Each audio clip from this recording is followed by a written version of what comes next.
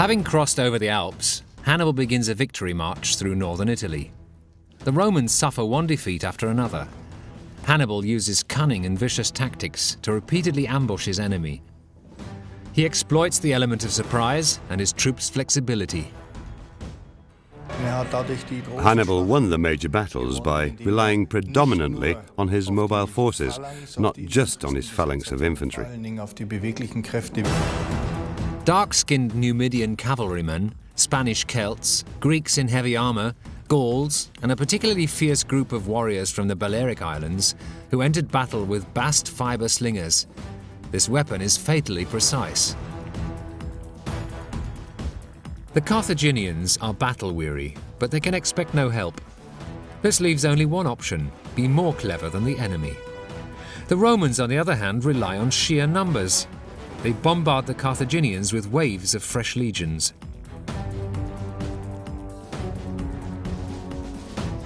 Their clashes culminate in the Battle of Cannae, still taught as the hallmark example of encirclement warfare at military academies. Despite the Romans' superior numbers, Hannibal routs them with his tactics. 1/3 of Rome's available military manpower is annihilated. It looks as if Hannibal cannot be stopped.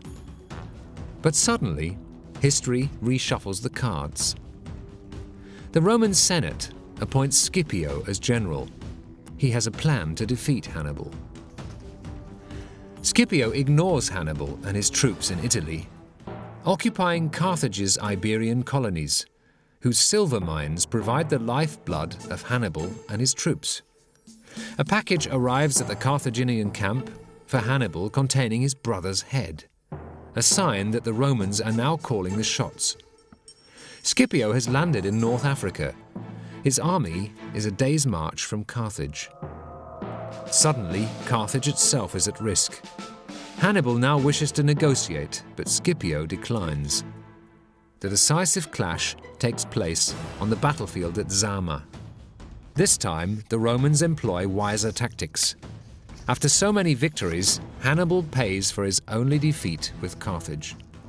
Hannibal flees, spending 20 years on the run, only to take his own life far from his homeland, from which he was banished.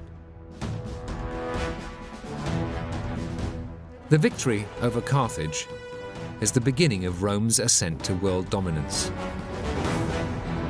While Scipio spared the North African city, his political successors want revenge. Almost 40 years after Hannibal's death, Rome declare war on Carthage once again. When the bloody massacre is over, nothing is left but absolute destruction. A terrible irony of history, the fall of the Carthaginian Empire, a result of Hannibal's conquests.